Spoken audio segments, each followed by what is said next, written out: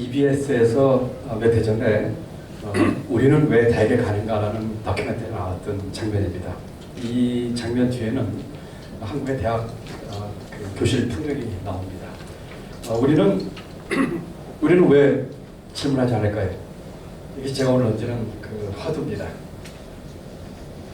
톨스토이는 여러 가지 작품을 많이 썼는데 그 중에서 한 110편 정도의 단편 소설을 썼고요. 그 중에 한 작품의 제목이 세 가지 질문입니다. 톨스토이는 이 소설에서 주인공인 왕을 통해서 세 가지 질문을 던집니다. 질문의 내용은 이렇습니다. 이 세상을 살면서 가장 중요한 때는 언제일까? 살면서 가장 중요한 사람은 누굴까? 그리고 살면서 가장 중요한 일은 무엇일까? 라는 세 가지 질문을 던집니다. 그리고 신화와 학자들로 하여금 이 질문에 대한 답을 찾아라고 얘기합니다. 여러분, 저는 이렇게 생각합니다.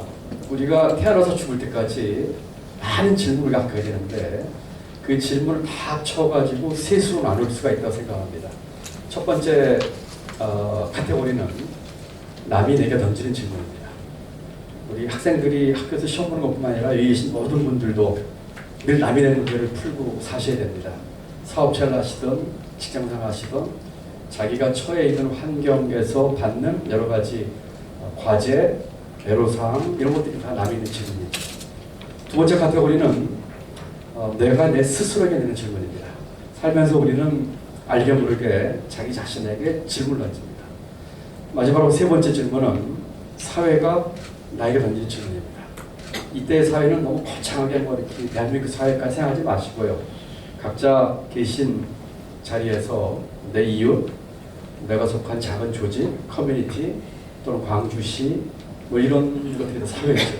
그럼 내 주위로부터 받는 질문이 있죠. 어떤 분들은 그런 질문에 좀 더 민감하실 수도 있고 또 어떤 분들은 둔감할 수도 있습니다. 그래서 저는 오늘 남이 낸 질문, 내가 낸 질문, 사회가 낸 질문 이 세 가지 주제를 가지고 반향에 대한 얘기를 해보려고 합니다. 저는 이 세 가지 질문을 극복해서 하는 세 가지 반란에 대한 얘기를 해보려고 합니다. 제 얘기 좀 섞어서 하고요. 첫 번째는 남이 낸 질문에 대한 얘기입니다.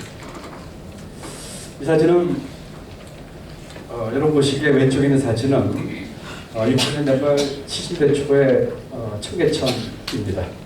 그리고 오른쪽은 지금의 청계천입니다.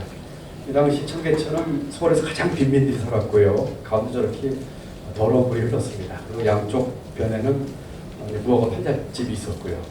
이 그림을 보여드리는 이유는 제가 60년대 말 70대 초에 살았던 곳이기 때문입니다. 저는 초등학교 6학년 때 갑자기 아버지가 돌아가셔가지고 집이 쫄딱 망해가지고요. 저희 가족은 여기 살았습니다. 저희 가족은 어머니와 혼자 되신 어머니와 저 동생 셋, 할머니 해서 6식구의 가족이었는데 이거가 판잣집에 살았습니다. 여기는 화장실도 없고요. 공중 화장실에 아침에 줄 서가지고 이렇게 가야 되는 그런 곳이었습니다. 끼니 걱정할 때였고요. 여기 무허가 판잣집은 저희가 산 뒤 한 2, 3년 뒤에 철거가 돼서 여기 사는 주민들을 전부 다 강제로 이주를 시킵니다. 이주시킨 곳이 경기도 광주군이라고 하는 곳이었고요. 허허벌판에다가 이주를 시켜서 땅을 한 2, 30년씩 가구마다 띄워주고 살도록 했습니다. 그래서 이주된 사람들은 처음에 가서 천박을 치고 살았습니다. 저는 그 천박에서 중학교 후반부와 고등학교 초반부를 다니게 됐습니다. 그래서 만약 제게 젊은 시절, 어린 시절 남이 낸 문제 중에서 가장 힘들었던 어려웠던 질문이 뭐냐고 물어본다면 저는 강요된 선택이라고 얘기를 합니다. 제가 원하지 않았던 선택이었고 또 제게 주어졌던 가장 혹독했던 남이 낸 질문이었죠. 저는 고등학교를 상업학교를 진학하게 됐습니다. 정말 가고 싶지 않았는데 너무 형편이 어렵고 제가 맞이고 하다 보니까 상업학교를 진학하게 됐고요. 상업학교는 3학년 2학기 때에는 그 당시에 취직시험 가서 직장을 얻는 그런 곳이었습니다. 여러분 저 위에 있는 사진 제가 고등학교 3학년 때 사진입니다. 잘 지금 모습이 별로 안 보이시죠? 저 때문에 좀 괜찮았었습니다. 저는 3학년 2학기 때 취직시험을 보고 직장생활을 시작했습니다. 제가 그때 만으로 17살이었고요. 아주 기뻤습니다. 왜냐하면 저희 어머니가 너무 고생을 하셨기 때문에요. 저희 어머니가 혼자 되셨을 때 우리 나이가 33살이셨거든요. 근데 이제 저를 포함해서 이제 저희 형제가 넷이나 됐고 또 할머니까지 모시고 있었으니까 어머니가 아주 안 해본 고생 없이 고생을 하셨습니다. 지금 이렇게 어머니 얘기하면 제가 가슴이 먹먹한데요. 그래서 직장을 17살 때부터 다니면서 돈을 벌면서 어머니를 도울 수 있다는 것에 대해서 굉장히 기뻤습니다. 그리고 제가 이제 들어갔던 직장은 이제 은행이었는데 지금 그렇지만 아주 좋은 직장이었습니다. 그래서 적어도 이제 제가 17살 때부터 가장이 되면서 우리 가족은 끼니 걱정할 필요는 없었고 제 동생들도 제가 고등학교 정도까지 맞출 수 있는 그런 상황이 됐습니다. 밑에 있는 사진은 그로부터 1년 뒤의 사진입니다. 그런데 그 직장생활을 이렇게 시작을 했는데 아주 좋았지만 얼마 지나지 않아서 제 속에서 타오르는 갈증이 있었습니다. 고졸 직장인 그리고 이 어린 나이에 했던 직장 생활에서 주는 여러 가지 그 장래에 대한 불안감, 또 약간의 분노, 불공정 뭐 이런 것에 대한 생각이었겠죠. 그래서 그 돌파구로 그 갈증을 해소하는 돌파로 저는 야간 대학을 진학하게 됐습니다. 그때에 아마 제 연배 이상 되신 분들은 기억을 하시겠지만 저희가 강제로 철거돼서 갔던 곳은 경기도 광주군이라고 말씀드렸는데 그 당시에 광주 대단지라고 불렀습니다. 그리고 지금은 성남시가 됐지만 그때는 경기도 광주군 중도면 단대리라고 하는 곳이었습니다. 지금 성남시 단대동이 됐는데요. 그러면서 계속 어려운 생활을 직장생활을 했기 때문에 대학을 야간으로 갈 수밖에 없었고 그 당시에 대학 진학률이 한 25%가 안 될 때입니다. 그래서 저는 이렇게 표현하면 어떻게 들으실지 모르겠는데요. 죽도록 대학교 가고 싶었어요. 그래서 야간 대학을 진학을 하고 낮에는 직장생활하고 저녁에는 이제 대학을 다니는 그런 생각이 됐습니다. 그러던 어느 날인데요. 저희 집이 때 이제 경기도 광주, 지금 성남에 있었기 때문에 강북에 있는 제 직장이 출퇴근하기가 힘들어서 제가 그 직장에서 운영했던 복신자 숙소라고 하는 곳에서 있게 됐습니다. 근데 어느 날 옆방에는 어느 선배 방을 놀러 갔다 나오는데 그 선배 좀 한 10년쯤 선배였고요. 은행에서 서울법대 나오신 분이었어요. 나오는데 쓰레기통에 저기 책이 한 10권 버려져 있더라고요. 무심코 책을 한 권 주워 들고 집에 와서 봤더니 고시 잡지였어요. 근데 그렇게 저는 그때까지 고시라는 게 있는지 몰랐었거든요. 그래서 고시 잡지를 보고 공부 한번 해보고 싶다는 생각이 들어서 그때 고시 공부를 하게 됐습니다. 그래서 제가 그때부터 낮에는 직장생활하고 저녁에는 대학을 다니고 대학 끝나고 집에 오면 한 10시쯤 됐는데요. 그러면 이제 밤에는 고시 공부하는 1인 3적 생활을 하게 됐습니다. 고시 공부한다는 얘기를 남한테 하기도 좀 너무 부끄러워가지고요. 그런 일 했으면 다들 사람들이 비웃었거든요. 그래서 조용히 공부를 했는데 정말 열심히 공부를 했습니다. 그 당시에 생각하기를 이 세상에 그 누구도 지금 제자리에 갔다 오면 나보다 더 열심히 할 사람 없을 거라는 정도의 마음을 가지고 공부를 했습니다. 운 좋게 대학 졸업하던 해에 한 해 고시가 2개가 합격했습니다.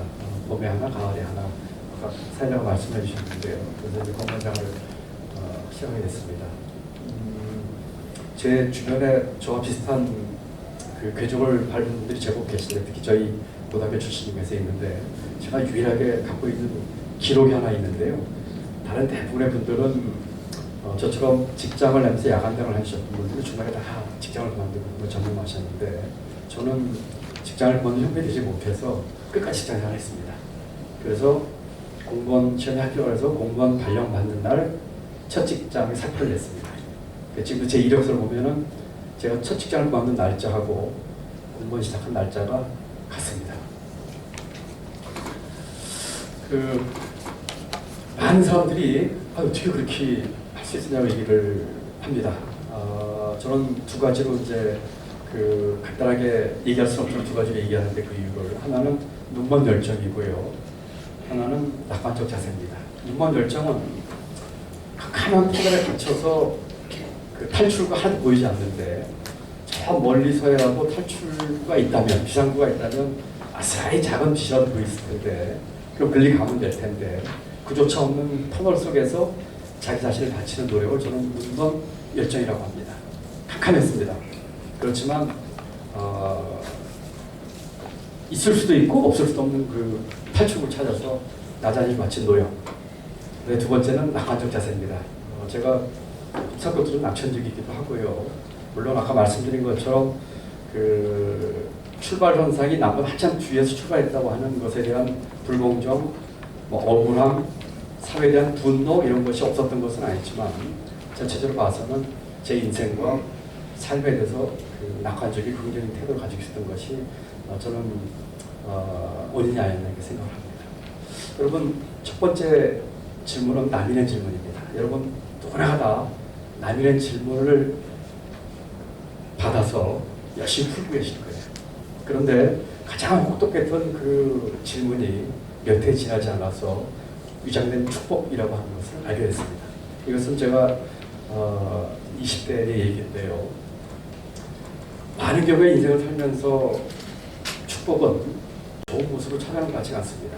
대부분의 경우는 다른 모습으로 찾아오죠. 그리고 꽤 많은 경우는 고난과 어려움과 난관 같은 모습으로 찾아오는 것 같습니다. 그런 것들이 자기 몸에 또는 자기 얼굴에 딱 덮었었을 적에 그 탈을 깨는 노력이 성공을 해서 그 탈을 깨는 보석처럼 빛나는 축복이 있는 것 같습니다. 그 탈을 깨는 것은 각자의 몫이죠. 그래서 제가 말씀드린 첫 번째 발랄은 남 있는 문제를 푸는 것이고 자기를 둘러싸고 있는 환경을 지금 발랄입니다. 여러분 각자가 직장에서나 사업체나 가정에서나 교우관계에 있어서 가질 수 있는 여러 가지 둘러싸는 환경을 지금 발랄이 제가 말씀드린 첫 번째 발랄입니다. 두 번째는 이제 자기가 자기에게 던지는 질문이죠. 저는 공무원 생활을 25살부터 시작을 했습니다. 그래서 지금 기획재정부의 전신인 경제개혁원이라는 곳에서 정치단장을 시작했습니다. 이제 사무관으로 시작을 했는데요. 어느 날 저희 동기들과 같이 이렇게 처음 발령받아서 좀 며칠 있다가 여러 방을 이렇게 인사를 하러 가게 됐습니다. 인사를 하는데 저희 동기가 4명이었거든요. 어느 방에 가서 인사를 쭉 하고 있는데 고참 사무관이 있다가 학교 어디 나냐고 물어보더라고요. 아까 들으신 것처럼 저는 이름 없는 야간대학을 나왔거든요. 그래서 이제 다 각자 학교 어디 나왔다고 나가는데 제 뒤에 이런 말이 들렸습니다. 야, 이제는 별 희한한 학교 나온 애들이 고시에 붙어서 여기까지 오네 하는 말이었습니다. 그 얘기를 하신 분은 특별히 저를 폄훼하려는 의도로 한 것 같지는 않고 무심코 이제 이렇게 던진 말이었는데 제 귀에 들렸습니다. 요새 젊은 사람 말로 하면요, 그걸 듣보잡이라고 합니다. 듣보잡대학. 듣도 보도 못한 잡대학. 저는 제 딴에는 열심히 또 뜻을 세워서 여기까지 왔는데 그때 제 나이가 불과 25, 6살 때가 아주 어렸을 때지요. 그랬는데 이 직장에서 내가 살아남으려면은 어떻게 해야 될까 하는 생각을 했습니다. 그 당시에 제가 있던 직장에서는 제가 나온 고등학교나 대학교를 나온 사람은 한 명도 없었습니다. 사무원 이상 중에서는. 제가 간 뒤에 몇 분이 오시긴 했습니다만 제 선배들 물론 계셨지만 제가 갔을 때에는 80년 초였고요. 제가 나온 고등학교나 대학교를 나온 사람은 한 명도 없었습니다. 그리고 아시는 것처럼 아주 자타가 공인하는 훌륭하신 분들, 명문대학 나오신 분들 이런 분들은 좀 차이는 직장이었죠. 이 직장에서 사람께서는 공부를 더 해야 되겠다는 생각이 들었습니다. 좀 더 솔직히 말씀드리면 가방끈을 좀 길게 해야 되겠다는 생각을 하게 됐습니다. 그때의 유일한 해결책은 유학 가는 것이었어요. 그래서 유학을 하려면은 뭐 경제적으로 뒷받침도 안 되고 하니까 그 국비 유학을 할 수밖에 없어서 국비 유학을 가기 위해서 노력을 많이 했습니다. 그리고 장 선배님도 계시지만 그때는 유학을 가기 위해서는 열심히 근무를 해서 한 5, 6년 열심히 근무를 해서 좋은 근무 평령을 받아가지고 추천을 받고 추천받은 사람끼리 아주 치열한 경쟁 시험을 봐서 영어 시험입니다. 그 선발을 했습니다. 저는 그때 아주 절실했거든요. 이 기회를 위해서 제가 어찌 못하면 나는 이 직장에서 사람을 수 없을 거다 하는 위기가 있었고요. 열심히 했습니다. 일도 열심히 하고 공부도 열심히 하고 했습니다. 하루는 제 아내가 아침에 저한테 그러더라고요. 당신은 어떻게 자면서 잠꼬대는데 영어로 잠꼬대 한다고 그러더라고요. 그래서 제가 아주 운 좋게 국비 유학생 선발되는 선발이 됐습니다. 더 운 좋게는 미국 정부에서 주는 풀브라이트 장학금을 받게 됐습니다. 국비 장학금은 석사를 할 수 있는 2년짜리 장학금이었고 미국 정부에서 주는 미국 국무성에서 주는 풀브라이트 장학금은 박사까지 할 수 있는 장학금이었습니다. 뭐 아주 뛸듯이 기뻤고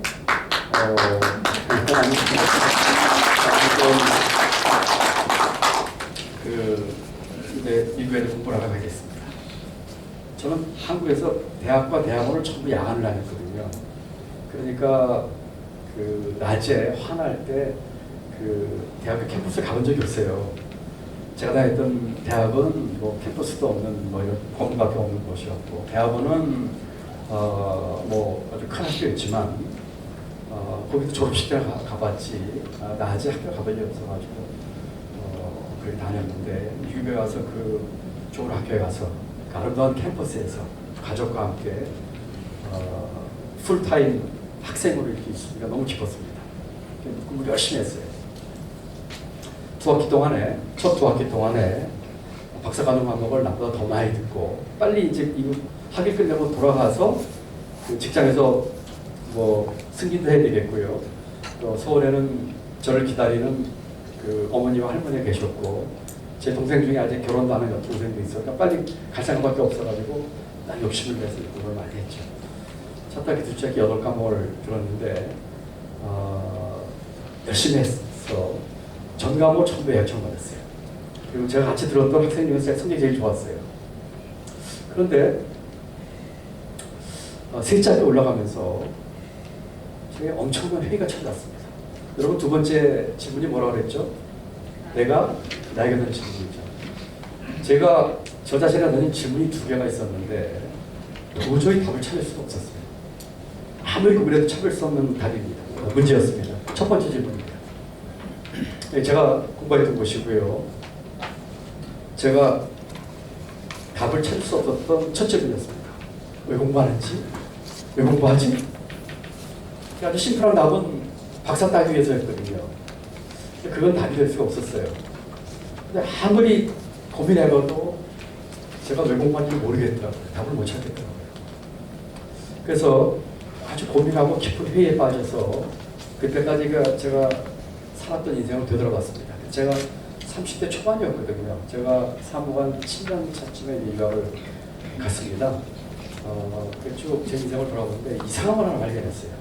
그것은 그동안에 저는 제 꿈을 세우고 제 꿈을 달성하기 위해서 나름대로 열심히 살았다고 생각을 했는데 이게 정말 내가 하고 싶었던 일이었는지 아니면 남이 하고 싶은 일, 내 주위에서 하길 원했던 길 또는 우리 사회에서 그게 좋은 길이야 했던 것을 제가 하고 싶었던 일로 착각을 하고 살았던 것은 아니었는가 하는 생각이었습니다.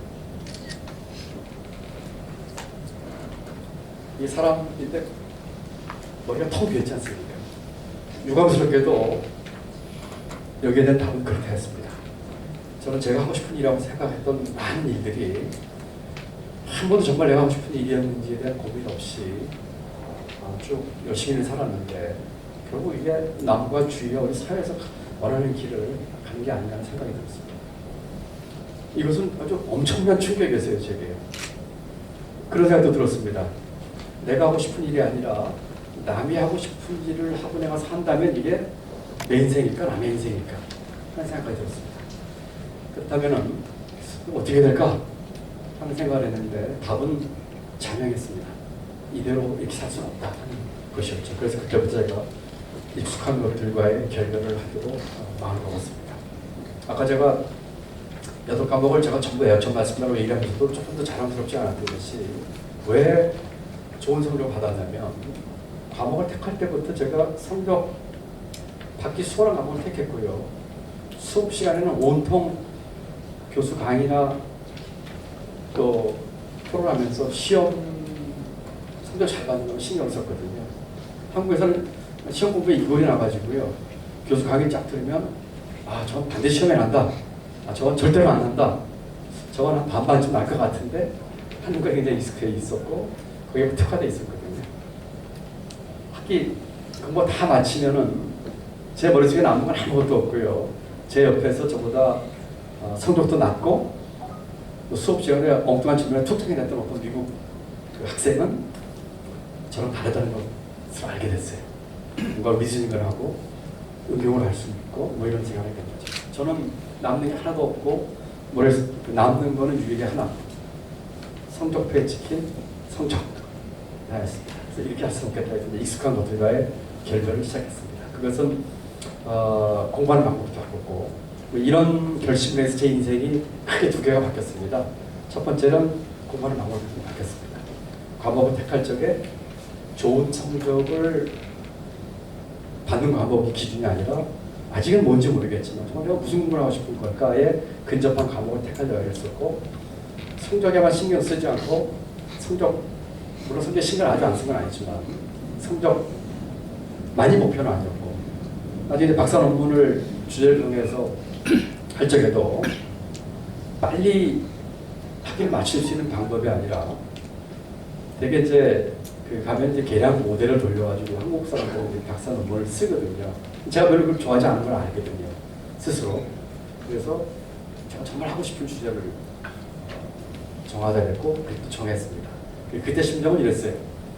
빨리 돌아가서 직장에도 복귀를 하고 어머니와 할머니 모셔야 되겠지만은 그 결심을 한 뒤로는 공부 하루 늦게까지 끝나가지고 길어져서 내가 돌아가서 가령 우리 동기가 과장하는 밑에 가서 내가 사무원해도 좋으니까 정말 내가 하고 싶은 게 뭘 찾았다는 생각을 하게 됐습니다. 익숙한 것들 결별이죠. 아까 제가 그 환경에 대한 반란, 남인의 문제 얘기했습니다. 이것은 자기간의 문제죠.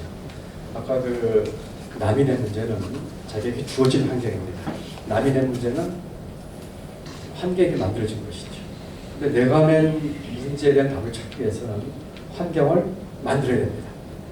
주어진 환경을 이제 열심히 답을 찾는 것 단도 훨씬 뛰어넘어서 이제 환경을 만들어야 되는 것이죠.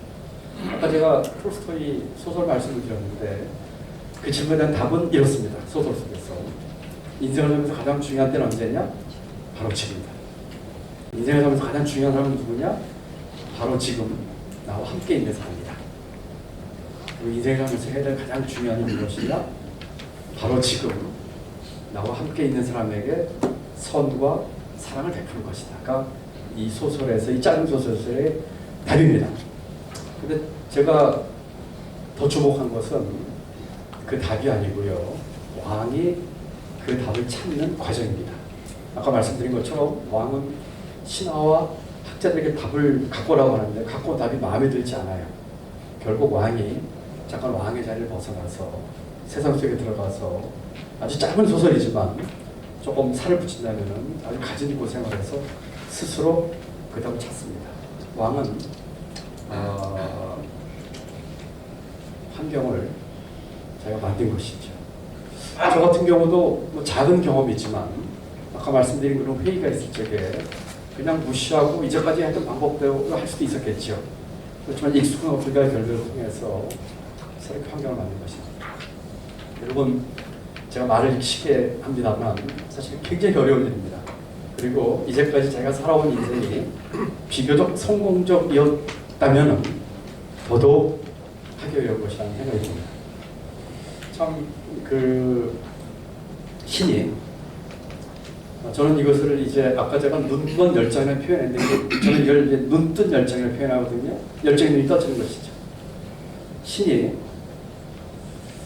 눈먼 열정이란 거 없이 바로 눈뜬 열정을 가지고 자기가 하고 싶은 일을 찾고 자기가 하는 문제에 답도 찾고 열정 바치겠으면 좋겠는데 유감스럽게도 눈뜬 열정을 갖기 위해서는 상당한 오랜 기간 동안에 자기 자신을 바치는 눈먼 열정이 전제가 돼야 되는 거 아닌가 하는 생각이 들 정도입니다. 물론 개인적인 이제 경험입니다만. 그렇지만 내가 내 문제를 통해서는 자기 열정이 눈이 떠지는 것이죠. 그래서 두 번째 반란은 자기 자신이 내 문제를 푸는 자기 자신의 틀을 깨는 반란이 제 두 번째 반란입니다. 세 번째 넘어가 볼까요?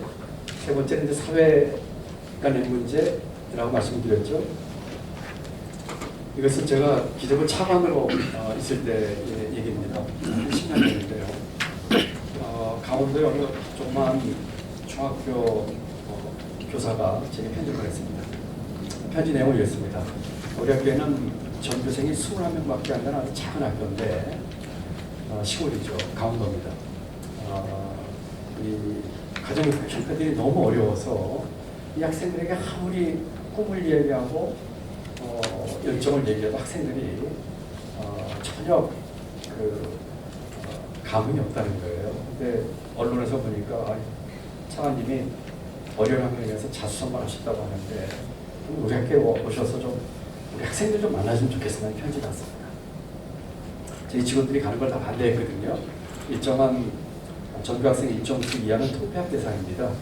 그런데 21명밖에 안 되는 학교니까 뭐 당연히 그 대상일 거고요.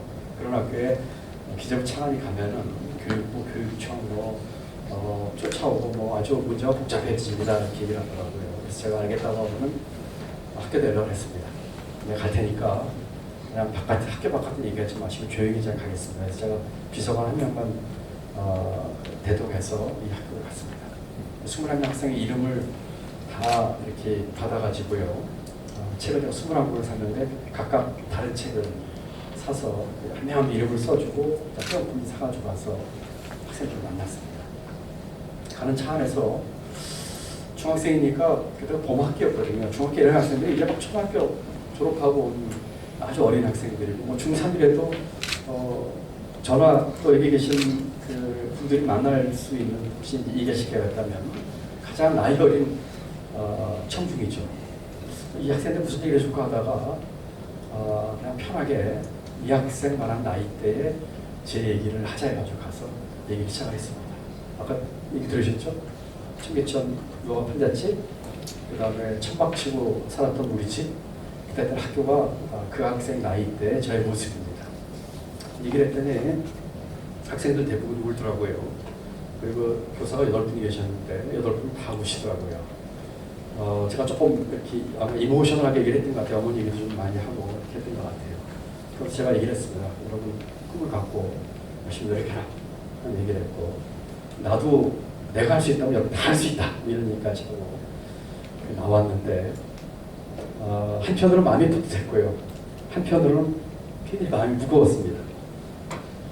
과연 저 학생들이 꿈을 세우고 열심히 노력하면 자기 꿈을 이룰 수 있을까? 에 대한 회의였습니다. 저는 운 좋게도 계층이동 4대를 탈 수 있었던 시대에 살았던 것 같았고 저희 때만 해도 열심히 공부하거나 자기 노력에 의해서 성공도 할 수 있었고 하는데 과연 지금의 저 어린 학생들이 저 어려운 환경 학생들이 열심히 했을 때 이런 계층이동 4다리를 탈 수 있을까에 대해서 제 자신께 그렇다는 얘기를 못하겠더라고요. 제가 대학 총장을 했었는데요. 그때 가서 보니까 이제 이런 사회 계층 이동 문제에 관심이 많아가지고 보니까 부모의 소득과 자녀의 대학 진학 또는 부모의 소득과 자녀의 취업 또는 부모의 소득과 자녀의 평생 소득 간의 이 상관관계가 굉장히 깊습니다. 과거에는 계층 이동을 할 수 있는 가장 효율적인 수단이었던 교육이 이제는 부와 사회적 지위를 대물림하는 수단을 우리 거꾸로 작용하는 그런 걸 너무나 많이 봤기 때문에 마음이 굉장히 무거웠습니다. 제가 예산실장을 하면서도 계층이동 사들에 관심이 많아가지고요. 교육희망 사다리 사업 패키지도 만들고요. 저 사다리가 길고 짧은 사다리 우리 사회 곳곳에 놓여 있어야지 그 사회 역동성이 살아나고 경제도 살고 사회적 갈등도 해소가 되는 그래서 많이 신경을 썼거든요. 여러분 만약에 계층 이동이 완전히 단절된 사회라면 어떻게 될까요? 자기의 운명이 어느 집안 누구의 자식으로 태어난 것으로 결정이 돼서 움직일 수 없다면 어떤 일이 벌어질까요? 옛날에 300년, 400년 전에는 혁명이 일어났어요. 혁명은 사회를 뒤집는 겁니다. 지금은 어떨까요? 꽤 많은 경제학자들은요, 경제 위기의 원인을 양극화나 경제적 불평등에 찾습니다. 과거에는 그 정도까지는 아니었는데 그 양극화나 이런 계층 이동이 무너진 결과로 나오는 것이 사회의 지속 가능성이 사라진다는 것이죠. 다시 말씀드리면 꽤 많은 경제학자들은 경제 위기의 원인을 양극화와 계층 이동 사태에 단절한 분들이 많습니다. 가장 대표적인 게 2008년도에 국제 금융 위기 때의 모습을 분석한 꽤 많은 학자들입니다. 미국의 노동부 장관했고 하버드 총장했던 라이시라든지 또 지금 뉴욕에 있지만 뉴욕 타임스에 글을 쓰기는 폴 쿠그만이라는 사람들은 전부 다 2008년도 경제 위기의 원인을 단순하게 미국의 서프라임 모기지로부터 비롯된 국제 금융시장의 위기가 다른 나라에까지 전이된 것이다라고 생각하지 않고 진정한 경제 위기는 양극화와 경제적 불평등의 심화와 이와 같은 계층 이동 사다리가 끊어진 것이라고 생각이 많이 있습니다. 이걸 좀 의역하자면 완전히 계층 이동이 단절된 옛날에는 혁명이 일어났지만 앞으로는 다른 형태의 혁명이 일어날 수 있다는 것이죠. 어떤 형태일까요? 경제 위기입니다. 여러분 제가 이 얘기를 하는 이유는 사회가 된 문제에 대한 민감도를 말씀드리기 위해서 그렇습니다. 여러분 혹시 제가 저 사람은 그래도 부총리까지 하고 뭐 장관도 하고 뭐 대학 총장도 했으니까 뭐 그렇게 하지 마시고요. 그냥 각자가 지금 계신 위치에서 느낄 수 있는 그런 작은 문제들부터 우리가 어떻게 느끼고 반응할 건지에 대한 말씀드리려고 하는 것입니다. 그래서 저는 이제 제 경험을 얘기하는 것이고 제가 했던 프로그램 하나 소개해드리겠습니다. 전환원들의 해결 방법 중에 하나였습니다. 제가 그 아주대 총장을 했었는데 그때 만든 프로그램입니다. 애프터 유라는 것인데요. 애프터 유는 영화에서 남한테 양보할 때 쓰는 말입니다. 가채를 타고 내리는 층에 섰는데 아니 먼저 내리시죠 할 때 쓰는 점잖은 말이 애프터 유죠. 당신 먼저입니다. 그래서 제가 대학에 가서 보니까 그 가정 형편이 어려운 학생과 여유 있는 학생의 차이가 가장 많이 나는 게 해외 경험이었습니다. 그래서 그 어려운 학생들 위해서 제가 어려운 학생들 해외를 보내준 프로그램을 만든 그 프로그램 이름이 애프터 프로그램입니다. 1년에 150명을 보냈고요. 150명씩 보냈고요. 5개 대학에 보냈습니다. 이 보시 것처럼 미국의 세계대학, 미시간 대학, 전사프리스 대학, 시애틀에 있는 학교대, 유니버시티 워싱턴, 그 다음에 중국에는 북경이공대학, 상해교통대학 5개 대학에 제가 연락을 해서 우리 학생을 보낼 테니까 방학 동안에 아주 인텐시브하게 공부 플러스 경험을 하게끔 해달라 해서 보냈습니다. 소득분이 5분 이하 학생들을 뽑았고요. 뽑는 두 가지 특징이 있는데 첫 번째는 뽑는 방법이었습니다. 선발 방법을 제가 학교에다가 얘기를 해서 교수들에게 얘기를 해서 학교 성적과 영어 성적은 아예 보지 말라고 지시를 했습니다. 여러분 아까 제가 부모의 소득과 대학 진학, 취업, 자녀의 그 소득 관계를 얘기했는데요. 가장 직접적인 좋은 예가 이런 겁니다. 안양의 어느 한 특정 지역의 학생들이 수능 성적이 서울에 있는 강남에 있는 학생들 못지 않습니다. 그쪽도 부모들이 괜찮고요. 공부를 열심히 합니다. 그런데 유일하게 한 과목 아무리 노력해도 따라가지 못하는 과목이 있어요. 영어입니다. 영어입니다. 부모의 소득과 그 학생들의 영어 성적은 다른 어떤 보다 그 코릴레이션이 아주 강해요. 그래서 제가 이걸 뽑을 적에 학교 성적과 어학 성적은 일체 무시하고 아예 받지도 말라 그랬어요. 그럼 뭘 가지고 뽑았냐? 두 가지를 뽑았습니다. 하나는 진짜 얼마나 어려운가. 두 번째는 학생 본인이 정말 하려고 하는 의지가 얼마나 강하냐 뽑았습니다. 두 번째 특징은 1년에 제가 150명을 뽑아서 보냈는데요. 이 예산은 전부 제가 바깥에서 펀드 레이징을 했습니다. 대학이 다 형편이 어려워가지고 학교에서는 제가 한 푼도 안 쓰고 바깥에서 이 사회적 이동에 대한 취지를 가지고 모금을 했습니다. 전액자금을 줬거든요. 근데 두 번째 특징은 150명 중에 20%를 타격 학생을 뽑았습니다. 학교에서 만대했죠. 저 이렇게 좋은 표를 만들어가지고 이 명문대학을 보내는데 왜 타격 학생한테 조언을 시키냐고 하는데 저는 제가 말씀드린 그런 사회적 이동성의 가치와 철학이 제가 있던 학교 바깥에까지 퍼져나가야 된다고 생각을 했었거든요. 그래서 제가 20% 타격 학생을 뽑자고 했죠. 경기도에 4년 대교 19개가 있습니다. 학교에 다 보내가지고 복수를 추천하면 아까 말씀드린 그런 기준의 학생을 뽑겠다고 했습니다. 좀 남사스러운 말씀이긴 합니다만 학교에서 제 얘기에 크게 이렇게 반발하지 못했던 가장 큰 이유는 제가 총장실에서 받은 월급의 반 이상을 여기다가 지불했거든요. 그러니까 총장 제가 이렇게 하는 것들을 아는 교직 교수들이 그리고 그 취재에서 워낙 강했기 때문에 제 얘기를 따라올 수밖에 없었어요. 제가 총장하는 동안에도 입구를 계속했고 총장하는 동안에도 제가 제 월급의 반 이상을 이렇게 지불했습니다. 이 학생들은 나중에 다시 잠깐 얘기하겠지만 엄청나게 변화돼가지고 왔습니다. 두 번째 사회에 대한 질문에 대한 어떤 대응에 대해 한번 말씀드리죠. 이것은 한 2년 전에 연세대학교에서 한 조사인데요. 우리 학생들이 미래의 인재가 되기 위해서는 어떤 역량을 가져야 될까를 가지고 4가지로 뽑았습니다. 자기 조절력, 자기 동기력, 대인관계력, 지탈 역량. 이 4가지의 역량을 가지고 있어야지 미래 인재가 된다 이렇게 해서 제시됐고 이 결과를 가지고 학생들 현황이 어떤지 조사를 했습니다. 맨 앞에 있는 하늘색이 초등학생이고요. 두 번째 연두색이 중학생이고요. 세 번째 노란색이 고등학생입니다. 여러분 그래프 특징을 한눈에 알아보실 수 있지 않습니까?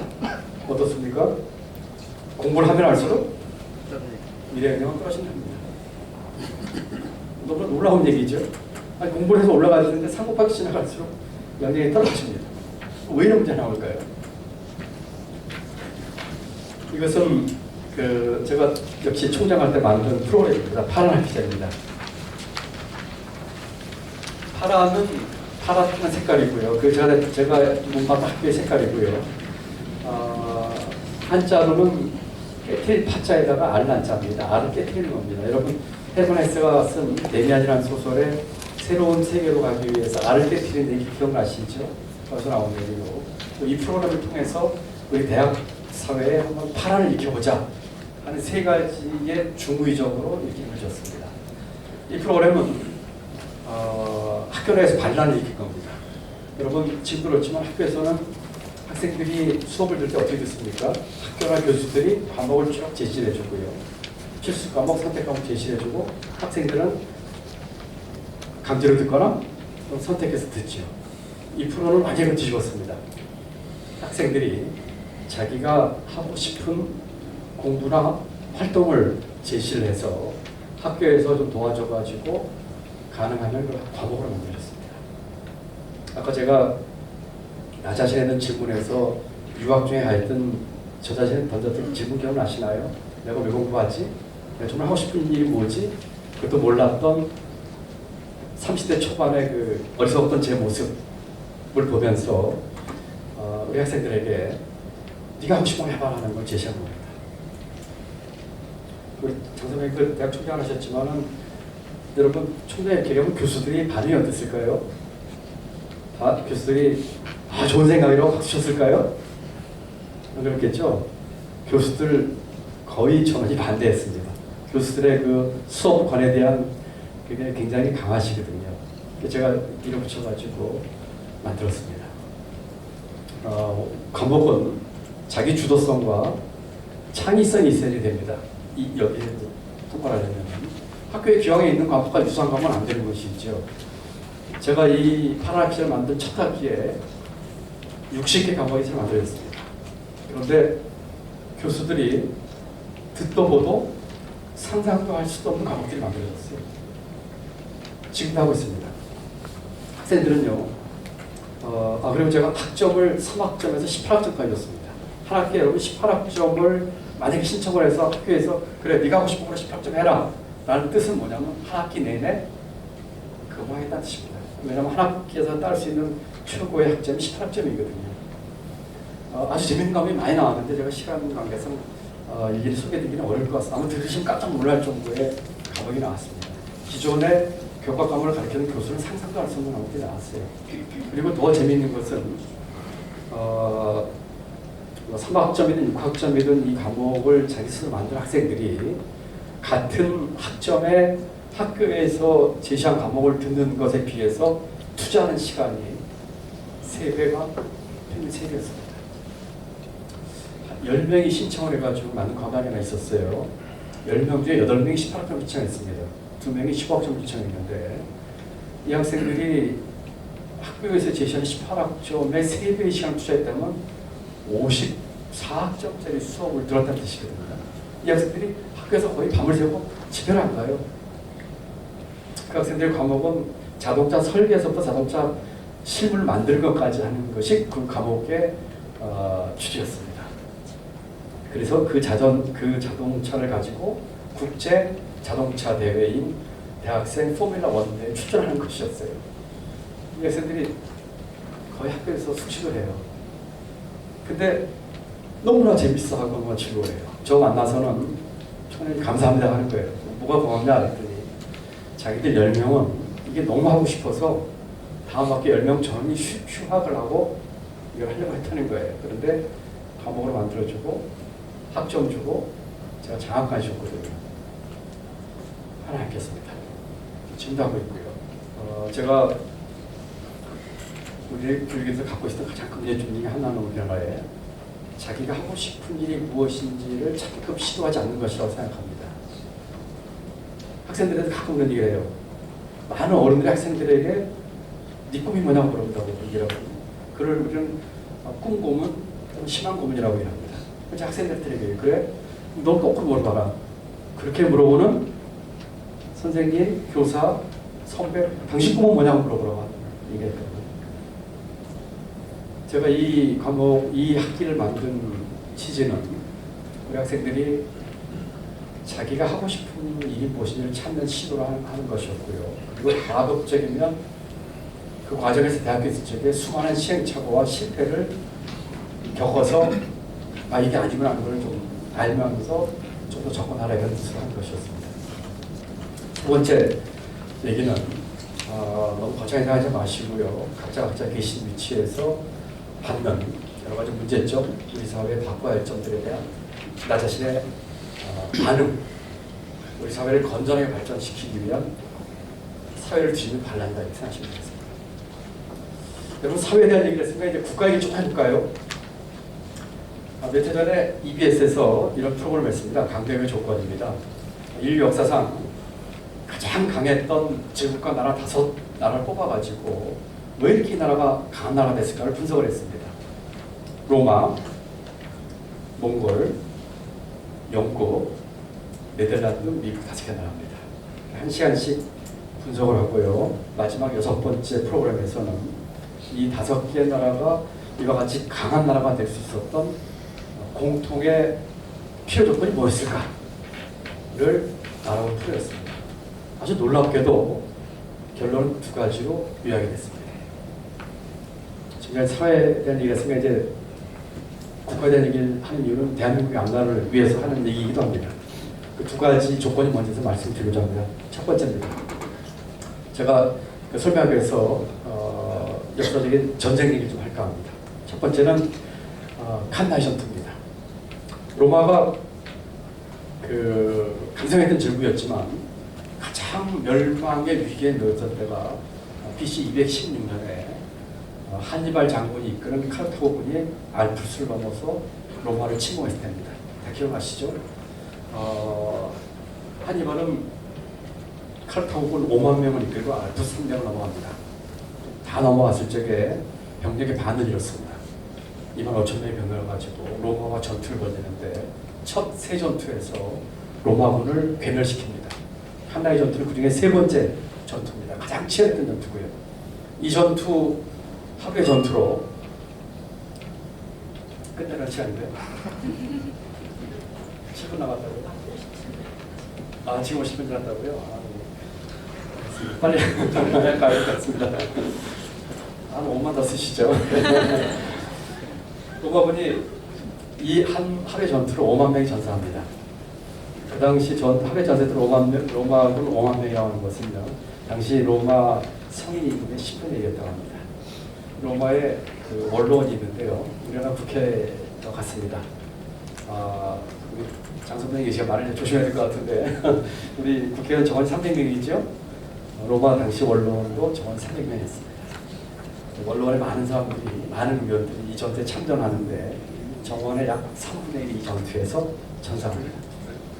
이 전투에서 로마가 이렇게 괴멸당함으로써 칸나이에서부터 로마까지 이르기까지 이제는 이 카르타고를 막을 수 있는 로마군이 없었습니다. 로마가 마이자까지 간 것이죠. 그런데 놀랍게도 이 전쟁은 이 칸나이 전투 이후에 14년간 계속됩니다. 그리고 최후의 승리를 로마군이 하게 됩니다. 왜 그랬을까요? 허용입니다. 허용이라고 합니다. 제가 그 주최 측에서 좀 빨리 해야 될 것 같으니까 제가 그 말씀을 자세히 드리긴 어려워 좀 빨리 해야 될 것 같습니다. 로마가 가지고 있었던 토형입니다.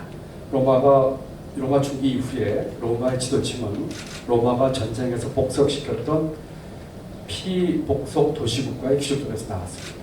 노예는 10년을 삶을 해방시켰는데 해방된 노예가 난 자식에게 로마 시민권을 줬습니다. 자세히 설명드리기가 어려우니까 한니발은 그 당시에 전투 양상을 봐서 이 정도로 로마군을 괴멸했으면 로마의 느슨한 도시국가 연합체가 전부 자기 편에 올 줄 알았는데 그 도시 국가의 대부분이 끝까지 로마 편을 들고 전투에 참여합니다. 여러분, 빨간 금모가 이렇게 있습니다. 어항 속에 파란 금모 하나 들어왔어요. 이 빨간 금모들은 어떻게 반응할까요? 이 빨간 금모가 있는 어항은 대한민국입니다. 그런데 파란 금모가 들어왔어요. 우리는 어떻게 할까요? 파란 금모는 누굴까요? 아무나 가족, 장애인, 기초생활 수급자, 또는 우리 사회에는 많은 취약계층들이 파란 금모일 수도 있는 것이죠. 우리는 어떻게 하고 있을까요? 하는 문제입니다. 네터년에 쓴 국가는 왜 실패하는가? 에스모 블루하고 로빈슨이라는 두 사람이 쓴 책의 결론도 성공한 나라와 실패한 나라를 가르는 기준은 포용적 제도를 가지고 있느냐, 수탈적 제도를 가지고 있느냐고 얘기했습니다. 포용에 대한 얘기. 두 번째 얘기를 하기 위해서는 제가 칼레 전 얘기를 하려고 합니다. 이 전투는 영국과 스페인의 전쟁인데 좀 생각을 하고요. 아주 막강한 이 당시에 세계 최강대였던 스페인이 유럽의 작은 변방에 선발했던 영국과 전쟁을 벌였는데 스페인은 9,000명의 숨은 병력이 이끄는 배 위에 2만 명의 보병을 태우고 영국을 쳐들어갑니다. 칼레는 유럽 대륙에서 영국에 가장 빨리 갈 수 단거리에 놓인 프랑스의 지역입니다. 지금 영국은 육군이 하나도 없거든요. 해군 6,000명으로 바다에 싸우기 열심히 하고 바다에서 벌인 전쟁이 칼레전입니다. 세계 해전사에서 가장 불가사의 전쟁 중에 하나죠. 놀랍게도 영국이 이 전쟁에서 이깁니다. 왜 그랬을까요? 여러 가지 이유가 있는데 그 중에 중요한 요소는 혁신입니다. 그 당시에 대포는 청동대포였거든요. 청동은 대포로서 아주 좋은 자질 갖고 있지만 결정적인 약점이 하나 있습니다. 값이 비쌌어요. 만드는데. 그런데 영국은 구리가 안 나는 나라입니다. 구리를 사올 돈도 없습니다. 그리고 주철 대포를 만들기 위한 혁신을 거듭합니다. 주철은 대포로 적절치 않습니다. 비가 오면 녹이 나고요. 신축성이 없어서 퍼가 터지고요. 뭐 이런 문제가 있는데 영국이 혁신을 거듭해서 주철 대포를 실전에 배치하는 데 성공합니다. 그리고 그렇게 해서 만든 주철 대포의 가격은 청동 대포의 4분의 1에 들어갔다고 합니다. 영국은 그 당시 기록에 의하면 자기 해군 배에 이와 같은 대포를 110문 정도 장착하고 전쟁에 나갑니다. 해군의 전투 방법은 배에 배를 붙여가지고 상대편 갑판에 올라는 백병전이었는데 영국은 백병전을 하지 않고 거리를 두면서 포를 쏴냅니다. 혁신입니다. 여러분, 이것이 이 5개 나라를 분석한 강대국이 되기 위한 필요 조건입니다. 여러분 잘 생각해 보십시오. 제가 더 의미 있는 얘기를 하기보다 여러분 상상에 맡기겠습니다. 포용과 혁신이라는 게 뭘까요? 여러분 혹시 정치권에서 보수와 진보이라고 있는데 보수의 가치는 뭐고 진보의 가치는 무엇일까요? 진정한 보수의 가치에 대해서 우리가 얼마나 알고 있을까요? 거꾸로 진보는 또 어떨까요? 제가 드리고 싶은 얘기가 많은데 이 포용과 혁신의 싸움을 잘 생각해 주시기 바랍니다. 보수의 가치는 자유주의고요. 그 자유주의라고 하는 것은 아까 말씀드린 경제나 시장을 얘기하면 혁신까지 끌고 오는 긴 줄의 연결고리입니다. 포용은 뭘까요? 진보의 가치는 무엇일까요? 예를 들어서 평등과 공정과 정의라고 한다면 그것은 앞에 말씀드린 포용과의 관계를 상당히 깊게 갖고 있는 것이죠. 지난 400년 동안에 보수와 진보는 시대의 변천에 따라서 시대의 소산으로 그와 같은 철학이 변해왔습니다. 여러분 자유주의에서 수정자본주의에서 신자유주의에서 쭉 흘러온 흐름을 한번 보십시오. 우리는 어땠을까요?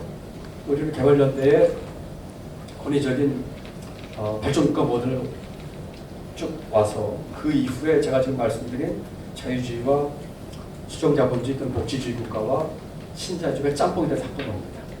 우리 가치가 흔들릴 수밖에 없는 것이죠. 이 프로를 곰곰이 보시면 제가 지금 말씀드린 그 철학의 면면이 이 두 개 상당히 녹아있다는 것을 여러분들이 상상할 수 있을 것 같아요.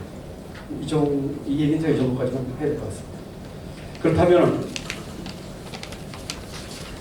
자 보시죠. 이제 끝나갑니다. 이 나라는 한국 하나라도 병들지 않는 것이 없다. 지금 당장 개혁하지 않는 나라가 마음 안에 갇힌 것이다. 이런 얘기를 어떤 분이 하셨는데 지금도 수긍이 가는 그런 얘기 좀 들지 않으십니까? 이 얘기는 200년도 전에 다산 선생님이 한 얘기입니다. 다산 선생님께서 경세유표에서 경세유표 서문에서 하신 말씀입니다. 그리고 그 바로 뒤에다 이렇게 쓰셨어요. 이러니 어찌 충신지사가 팔짱만 끼고 방관할 수 있을 것인가. 여러분 다 충신지사가 되셔야 됩니다. 저는 부정기를 그만둔 지 한 1년 반 정도 됐고요. 1년 반 동안에 아주 조용히 지냈습니다. 제가 많은 제의를 받았습니다. 언론에 나는 이게 될 것 같으니까 뭐 중국 대사부터 해서 대학 총장 이렇기 때문에 여러 군데 대학 총장이라든지 또 최근에는 뭐 정치 이런 얘기도 좀 있었고요. 그런데 저는 전부 그 사양을 하고 지난 1년 동안에 100% 백수로 이렇게 살면서 반성도 해보고요, 성찰도 해보고요. 공직생활 35년 동안에 제가 추구했던 가치는 무엇이고 또 복귀를 해보기도 하고 또 제가 못했던 것에 대한 아쉬움을 보고 그렇지만 결론은 실천이라고 하는 생각이 들었습니다. 우리 사회에 말은 무성하고 좋은 생각도 많고 그런데 정작 실천은 별로 없는 게 아닌가 생각이 들어서 실천에 대한 생각을 하게 됐습니다. 사실은 이 생각을 가장 진지하게 했던 것은 작년 봄에 제가 구례 산동마을 하고요. 그 다음에 광양에 우리 소프트라판이 겠지만 그 매화 축제 때 생각을 곰곰이 하면서 많은 분들이 이렇게 알아보시고 말도 걸고 구례 산동마을에 갔더니 CF센터 같은 어떤 아주머니 짐을 들어들고 뒤까지 갖다 드렸더니 그분 제가 누군지도 모르셨어요.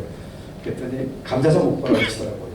그 집 템바리를 걸판에서 감자전 먹으면서 또 생각을 했고 시선의 생각을 하게 됐습니다. 그래서 아까 사회자가 말씀드렸지만 제가 금년 1월달에 유태한 반란이라고 하는 아주 조그만 사단법인 하나 만들었습니다. 여러분 반자 저런 거 보이십니까? 이것도 반란이죠. 세 가지 제가 지금 하고 있는 일 짧게 말씀드리겠습니다. 첫 번째는 첫 번째 철학은 사회적 이동성입니다. 아까 제가 말씀드린 강원도 중학교 기억나시죠? 그 중학교 제가 그 후에 5번을 넣어봤습니다. 그래서 사회적 이동성 문제 또는 상생의 문제에서 방과 사업을 했고요. 방과는 방안으로 찾아온 가정교사라는 뜻입니다. 마침 이번에 코로나랑 어디 컨셉이 맞았는데 다문화 가정 학생, 취약계층 학생, 초등학생입니다. 이게 AI와 맞춤형 교육을 할 수 있는, 원격 교육할 수 있는 디지털 디바이스를 무료로 주고 자기 수준에 맞는 학습을 무상으로 할 수 있는 프로가 방과부가 합니다. 금년에 한 1,500명 정도 해볼까 생각하고 있고 전국적으로 해보려고 합니다. 다문화 가정 초등학생 인원이 한 10만 명 정도 됩니다. 제가 만약에 1,000명을 이번에 목표로 하고 하게 되면 1% 정도 커버를 하겠죠. 두 번째는 마중기입니다. 아까 사회자가 그 양도농가 얘기를 하셨는데 이 사업의 추진이 혁신입니다. 아까 제가 포용과 혁신 두 개를 염두에 두시고 보시면 좋을 것 같습니다. 첫 번째 사업으로 우리 양도농가와 농업대학을 세계 1위 되게 네덜란드의 와게닝 대학이고요. 간에 원격 혁신 캠퍼스를 만들었습니다. 우리나라 양도농가 5,000명이고요. 5,000 가구고요. 그 중에 마이스터 그 자격을 받은 분은 13명밖에 없습니다. 그 중에 7분과 이 네덜란드 와게닝 대학 간에 혁신 캠퍼스를 열었습니다. 여러분 양돈에서 생산성은 뭘 따진지 혹시 아십니까? 어미돼지 한 마리가 1년 동안 새끼를 몇 마리 낳아서 뭐 중간에 죽는 것도 있겠죠. 제대로 키워서 이 성분이 되는 마리수가 돼지의 생산성입니다. 우리나라가 18마리입니다. 어미돼지 한 마리가 18마리를 물론 더 많이 낳겠죠. 낳아서 키우는 데까지 18마리고요. 네덜란드가 30마리입니다. 그 혁신을 한번 해보자는 거였고요. 마지막으로는 제가 소통과 공감을 내세웠습니다. 우리 사회에 너무나 소통과 공감이 없는 것 같아요. 자기 얘기만 하고 남의 얘기 안 듣고 귀를 막고 장 선배님 죄송합니다. 우리 정치권도 그렇고 그렇죠. 그래서 소통과 공감을 해보자 해서 이거는 지난주 금요일에 제가 첫 프로그램 했는데 그 프로그램이 영리입니다. 영리에는 영은 적다는 영이고요. 이해는 이해, 언더스탠드의 이해입니다. 그래서 소통을 거꾸로 해보자. 저나 우리 사회 지도층이 젊은 사람에게 가르치고 충고해주고 지적질하려고 하지 말고 거꾸로 우리가 학생이 돼서 젊은 사람 얘기를 들어보자 해서 만든 게 영리입니다. 지난주 금요일에 첫 프로그램을 했었고요. 34살짜리 그 창업을 한 쿠켓이라고 하는 요리와 관련된 미디어 광고 콘텐츠 하는 34살짜리 CEO가 교사가 되고 저와 사회 지도층에 한 25분이 가서 강의 들었습니다. 그 푸켓이라고 하는 회사는 그 요리를 가지고 이렇게 방송을 하고 그걸 이제 SNS에서 하는데 팔로워가 3,200만 명이 됩니다. 놀라운 숫자죠. 근데 다들 이구동성으로 거기에 오셨던 분들이 전부 다가 남한테 강의하고 남 가르치고 대기업 거듭 이런 분들이었거든요. 근데 가서 들어보더니 정말 많이 배웠다 하는 프로그램이었습니다. 지망장입니다. 제가 아직 사단법인은 큰 성과를 아직 이제 시작이라서 그렇고요. 아까 제가 말씀드린 FTU 기억나시죠? 마지막 슬라이드입니다. FTU 기억나시죠? 거기 갔다 왔던 학생들입니다. 그 중에 제가 갔다 왔을 때 쭉 말을 뽑았는데 그 중에 6명만 뽑아왔습니다. 지금도 하고 있고요. 이 프로그램은 사실은 제가 부총리가 된 뒤로 교육부 사업으로 해서 지금 전국적으로 지금 하고 있습니다. 두 가지 강조했거든요. 하나는 도전, 하나는 배려. 도전은 세계 무대에 가서 부딪혔다는 거고, 배려는 이 기회를 내 얼굴도 모르는 어떤 사람들의 도움으로 얻었으니까 나도 남을 배려하는 사람이 되자는 뜻이죠. 첫 번째 학생입니다. 두려움도 새로워서 좋았다. 여기 학교 이름이 안 써있는 학교는 제가 있었던 학교 이름이 써있는 학생은 아까 말씀드린 것처럼 타교 학생으로 참여한 학생들입니다. 이 학생은 경희대 학생인데 열심히 할 것, 최선을 다할 것, 이것들을 즐길 것 이런 얘기했고요. 이 학생은 우물박 배우가 되겠다. 도전이고요. 배려, 나 또한 누군가의 멘토가 되기를 꿈꾼다. 그다음에 이 학생은 남을 도울 수 있는 사람이 매우 크겠다. 이 학생은 성경한 학생입니다. 도움받은 만큼 도움 주는 사람이 되겠다. 이런 얘기를 했습니다. 이 학생들 그 프로그램 가기 전에 제가 이 기부자들하고 한번 만나게 해주고 갔다 와서 기부자들 만나게 해줬거든요. 프로그램 가기 전에는 기부자들이 한 180명 됐었는데요. 그분들이 이 학생이 좋은 얘기 해줬고요. 갔다 온 뒤에는 이 학생들로부터 얘기 들었습니다. 반응이 어땠는지 아십니까? 두 번 다 참여한 기부자가요. 한 분이 우시더라고요. 그래서 그러더라고요. 저 학생이 내가 3달 전에 만났던 그 학생들이 맞냐? 하면서 우시더라고요. 이 사회의 변화, 또 아까 제가 말씀드린 그 사회에 대한 반란은 어떠면은 앞에서 얘기한 나자주를 짓는 반란, 환경을 짓는 반란과 다 같이 연결되는 건지도 모르겠어요. 아무튼 여러분께서도 지금 계신 자신을 둘러싼 환경을 짓는 반란, 자기 자신의 틀대는 반란, 또 우리 사회를 건전하게 발전시키는 그런 유쾌한 반란을 일으켰으면 어떨까 싶습니다. 오늘 제가 시간을 초과해서 죄송하고요. 혹시 표현해도 좋고 조금 더 시간 낼 수 있습니다만 일단 제가 하는 말씀으로 하겠습니다. 감사합니다. 수고하셨습니다. 그럼 몇 분만 질문 있으시면 질문을 보도록 하겠습니다. 질문 있으신 분 손 들어주시기 바랍니다.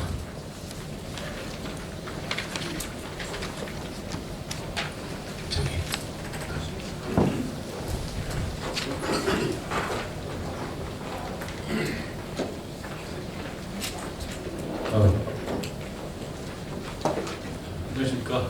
이렇게 만나 뵙게 된 반갑습니다. 저는 그 예술가입니다. 그림을 그린 사람인데 경제에 대해서 진짜 모릅니다. 그런데 오늘 오면서 저 조금 약간 의아한 점이 있어서 말씀을 여쭙고자 합니다. 2가지 말씀드리겠습니다. 하나는 그 우리나라가 지금 국가 부채가 갑자기 이렇게 많이 올라가서 경제가 앞으로 나빠질 것이다 하는 그런 뉴스를 접했거든요. 과연 우리나라 그 부채가 그렇게 많은지 많다면 어떻게 하는 것인지 말씀을 듣고 싶고요. 또 한 가지는 이 대통령께서 지금 그 뉴딜이라는 정책을 말씀하셨는데 그 뉴딜 정책의 본질이 미국이 말하는 그 루즈벨트 대통령이 선구했던 그 뉴딜 정책하고 맞는 것인지 그렇다면 좀 이해가 됐습니다만 그렇지 않고 다른 쪽에서 아까 양극화를 말씀하셨습니다만은 소득 주도 성장이 성장 주도 성장이 이런 얘기가 있지 않습니까? 그런 의미에서 어떤 방향을 하는 것이 우리나라에 맞는 뉴딜 정책인지 이 2가지에 대해서 말씀을 해주시기 바랍니다. 예, 감사합니다. 그림 그리시는 분이 경제에 대해서 이 질문에 답은 저보다 우리 장병환 의원님 훨씬 더 잘하실 것 같습니다만 그냥 선생님 제가 하겠습니다. 그 첫 번째 질문에 답을 드리자면요. 2가지를 나눠서 드릴 수 있을 것 같습니다. 첫 번째는 경제가 어려질 것이냐에 대해서는 어려질 거라고 생각합니다. 여러분 지금 코로나 때문에 굉장히 많이 어렵다고 얘기를 하시는데요. 사실은 코로나 오기 전에 우리 경제가 침체기에 들어섰습니다. 그러니까 이제 많은 분들이 이 코로나 변수만 생각하는데 사실은 이제 이미 어려워지고 경기 침체에 빠진 경제에 코로나가 더 덮어쓴 것이죠.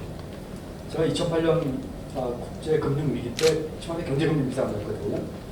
그러니까 그 당시에 우리 그 국제 금융 위기를 몸으로 전면에서 맞는 책임자 했었거든요. 이번의 위기는 그때와 그 양태, 모양, 충격, 그다음에 앞으로 전개 방에서 완전 다릅니다. 지금 대체로 쓰는 여러 가지 대안들, 근데 채권시장 안정 펀드라든지 지금의 모든 것들이 이미 2008년도에 만들었던 걸 지금 많이 원용을 하고 계신데 한마디로 말씀드리면 위기가 전개되어 온 과정과 임팩트의 크기가 훨씬 큽니다 이번에. 그렇기 때문에 2008년에 대처했던 그 대책 가지고는 안 됩니다. 담대한 상상력을 필요로 합니다. 그렇기 때문에 되게 침체가 이렇게 온 데다가 또 우리 경제가 안고 있는 구조적 문제까지 얹어지는데 코로나가 겹쳐서 앞으로 상당히 기간 경제는 어려워질 것으로 보입니다. 다만 국가 채무 문제 좀 다릅니다. 국가 채무 때문에 굉장히 어려워지는 건 아니고요. 국가 채무는 지금 우리가 비교적 다른 나라보다 안정적인 수준이에요. 우리나라 국가 채무 비율은 GDP 대비 한 37, 8% 되거든요. 물론 이번에 이제 그래서 40% 좀 넘을 것 같습니다만 그 정도 수준이면은 그렇게 걱정할 정도는 아닙니다. 다만 국가 채무가 올라가는 속도는 걱정할 정도입니다. 그러니까 절대 수준은 뭐 걱정할 정도는 아니고 올라가는 속도는 걱정할 정도다. 그렇지만 경제가 어려운 거는 국가 채무비가 올라간 것하고는 좀 다른 차원의 얘기가 되시면 되고요. 이 얘기는 두 번째 질문에 얘기되거든요. 유지를 얘기를 하셨는데 그 얘기의 핵심은 국가의 역할입니다. 국가의 역할입니다. 경제나 또는 사회 문제에 있어서 국가가 어느 정도 역할을 할 것이냐에 대한 문제거든요. 특히 이번에 이제 코로나 때문에 더 국가 역할은 커질 수밖에 없을 겁니다. 그리고 아까 말씀드린 자유주의라고 하는 것은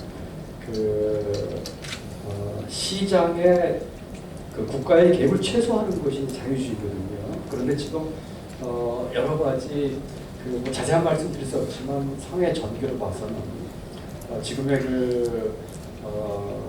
전개를 봐서는 국가의 역할이 클 수밖에 없는 것이죠. 시장이 갖고 있는 문제 크게 두 가지입니다. 하나는 시장의 과정에서 생기는 불공정 문제고요. 두 번째는 시장의 결과에서 나오는 불균형의 해소 문제입니다. 이 두 가지 문제에 국가가 어느 만큼 개입할 것인가가 국가 역할에 대한 치열한 논쟁이거든요. 그것이 보수와 진보와의 싸움이기도 하고요. 그런데 정부의 역할은 앞으로 할 수밖에 없을 것입니다. 특히 아까 제가 말씀드린 것처럼 양극화나 이런 불균형 문제가 단순한 분배 문제가 아니고 우리 사회의 지속 가능성을 해칠 수가 있다는 정도가 되기 때문에 정부의 역할을 할 수밖에 없습니다. 문제는 그 정부의 역할을 얼마큼 제대로 수행할 것인가 하는 내용입니다. 아까 선생님이 질문하신 미국의 뉴딜과 우리 뉴딜, 이제 바로 그 얘기죠. 그런 면에서는 정부의 역할이 커지는 것에 대해서는 저는 올바른 방향을 생각을 하고요. 다만 그 내용에 있어서 얼마큼 제대로 된 내용으로 할 것이냐가 문제인 것 같습니다. 미국의 뉴딜은 사실 여러 가지 개념을 포함한 얘기거든요. 그래서 시장, 경제의 주체로서 기업과 가게가 제 역할을 하지 못했을 때 정부의 역할이 크게 하는 것이었어요. 우리는 그런 면에서 지금 똑같이 필요한 부분이 있고요. 그러니까 정부가 기업이나 가게에서 하지 못한 역할을 해주는 역할이 있고요. 또 하나는 아까 제가 말씀드린 시장의 불공정성이나 또는 결과로 인하는 불균형 문제를 정부가 얼만큼 얘는 사회 정책적인 측면에서도 정부가 역할을 했다고 생각을 합니다. 다만 그 내용이 무엇이 되고 거기서 생길 수 있는 여러 가지 문제점이 있을 수 있다면 또 어떻게 할 것이라는 것이 문제일 뿐이지 그런 방향을 가져서 생각하겠습니다. 네, 감사합니다. 또 질문이 있으신 분? 시간이 많이 초과된 것 마지막으로 한 분만 받겠습니다. 정정입니다. 바쁘신 일정에도 이렇게 오셔서 감사드리고요. 작년에도 한 번 뵀는데 올해 뵀는데 더 젊으신 것 같아요. 네. 다름이 아니고 경제학적 이론에서 봤을 때 돈이 많이 풀리고 그러면은 금리도 올라가고 물가도 오른다고 저희들은 배웠습니다. 근데 지금 보면은 돈은 세계적으로 많이 풀렸는데 금리는 더 내려가고 물가도 오르지 않는 것 같아요. 이런 현상이 왜 오른가? 그리고 우리가 나갈 방향은 어떤 건가? 한번 답해 주시면 감사하겠습니다. 예. 이제 어려운 복잡한 얘기를 하시고 저쪽 한번 손 드셨는데 같이 내가 질문을 받고 같이 답변하면 어떻겠어요? 예. 안녕하십니까. 한태현입니다. 저는 교육에 관계된 질문을 좀 드리고 싶습니다. 우리 부총리께서 학생들 교육에 굉장히 관심이 많으신 것 같아서 아까 말씀해 주셨던 내용 중에 단절된 계층 사다리 현재 저도 이제 교육계 쪽에 관심을 가지고 있는 사람이에요. 그래서 아이들의 단절된 사다리를 지금 기성세대와 기득권 사회 그리고 정부는 어떻게 그것을 이어나갈 것인지 또 이런 단절된 계층 사다리로 인해서 아까 그 사회적 운동을 하고 계신다는 반가운데 거기서 이어서 사회적 이동이라고 하는 소셜 모빌리티가 이루어지지가 않을 수가 있는데 여기에 대한 우리 부총리의 아이들 교육에 대한 해안이 있으신지 해안이 있으시면 좀 좋은 말씀 좀 해주셔서 감사드리겠습니다. 예, 알겠습니다. 두 분 다 굉장히 그 브로드한 얘기를 하신 것 같습니다. 아직 좀 시간이 많이 됐다고 하시니까 짧게 그냥 얘기하도록 하겠습니다. 지금 경제는 그 수요 부족입니다. 수요는 크게 두 가지거든요. 기업의 투자와 그 일반 그 경제 주체인 소비거든요. 근데 지금은 그 충수요 부족하고 초과 공급이 나오는 상황이거든요. 그러니까 지금 물가가 그런 상황에서 그 수요 부족하고 공급은 초과 공급되니까 물가가 오히려 쉽지 않은 구도죠. 그리고 이제 돈이 많이 필요하다는 것은 오히려 금리 면에서는 그 인하 요인이 되겠죠. 그리고 지금 이제 많은 금융이나 정책 당국에서 전 세계적으로 통화를 늘리고 금리를 낮추는 것은 아까 제가 말씀드린 총수요 부족과 관련이 많거든요. 그렇기 때문에 경기 침체나 또는 경제 어려움을 해결하기 위해서 정통적으로 했던 방법입니다. 2008년에도 그렇고 대개는 이제 통화량을 늘리고 금리를 낮추고 그 다음에 정부 재정은 늘리고 하는 것이 2008년에도 똑같이 했고 지금도 거의 모든 나라가 똑같이 하고 있죠. 게다가 이제 코로나까지 왔으니까 그런 것이죠. 아까 이제 질문하신 선생님하고 비슷한 맥락이 되겠습니다만 굉장히 이렇게 어렵고 침체가 접어들면서 정부가 해야 되는 정책적인 경제 주체 역할이 커지기 때문에 앞으로 계속 그런 식으로 나가야 될 것 같습니다. 아마 지금 우리 기준금리가 아직 굉장히 낮은 수준인데요. 아마 많은 경제 전문가들이 예측하기에는 그럼에도 불구하고 조금 더 금리가 떨어지지 않을까 하는 예측을 하고 있는 것 같습니다. 금리가 이렇게 떨어지게 되면은 그 다른 여러 가지 그 영향이 있을 수 있지만 그 중에 하나가 만약에 이제 경기가 지금과 다른 방향으로 갔을 적에 그 후에 대처가 되게 쉽지 않은 문제죠. 그렇지만 지적하신 것처럼 이렇게 통화량이 풀렸을 때 나오는 나중에 이제 과잉 유동성 문제는 우리뿐만 아니라 국제적인 경제 측면에서 큰 골칫거리가 될 가능성이 있다는 건 정확한 지적이십니다. 교육은 계층 이동 문제 얘기를 하셨는데요. 계층 이동 문제는 교육만 가지고 풀 수 있는 문제는 아닌 것 같아요. 물론 이제 아까 제가 이제 교육 쪽에서 강조하는 부분은 교육이 과거와 같은 계층 이동을 할 수 있는 역할을 하는 게 아니라 거꾸로 부와 사회적 지위를 배분림하는 수단이 되다 보니까 소위 그 교육 격차 문제가 우리 그 불균형 문제 또는 그 불균형 문제를 그 배분림에서까지 가게 한다든지 계층을 오락게 하기 한다든지 하는 측면에서 이제 문제를 강조한 것이고요. 그렇지만 두 개는 밀접한 관계가 있죠. 교육을 통해서 그 교육 격차를 해소하거나 교육의 기회를 줌으로써 이 계층 이동의 문제를 어떻게 원활하게 할 것이냐 하는 문제가 하나가 있겠고요. 또 거꾸로 재형도 하죠. 계층 이동의 원활을 통해서 교육 문제를 어떻게 해야 할 것이냐 하는 문제가 같이 결부되는 것 같습니다. 아마 이제 지금 선생님 말씀은 교육 문제 얘기를 하셨기 때문에 제가 교육에 대해서 아주 드리고 싶은 말씀이 사실 우리 교육 문제에 대해서는 우리 장 선배님도 교육에서까지 하셨었죠. 하셨는데 그냥 이렇게만 말씀드립니다. 제가 드리고 싶은 말씀이 많습니다. 대학 교육 문제도 그렇고 이렇게만 말씀드립니다. 교육 문제는 교육을 해야 안 됩니다. 왜냐하면 교육은 사회의 거울이거든요. 여러분 우리 사회 전체 문제를 놓고 보십시오. 가장 근본적으로 영향을 미치는 두 요소가 있거든요. 하나는 정치고 하나는 교육입니다. 정치는 가치를 나눠주는 역할을 하고요. 교육은 가치를 전달하는 역할을 합니다. 그렇다면 교육은 사회의 거울인데, 왜냐하면 그 사회에서 원하는 인재상을 기르기도 하고 사회가 지금 가지고 있는 가치를 전달하는 것가 또 교육의 역할이거든요.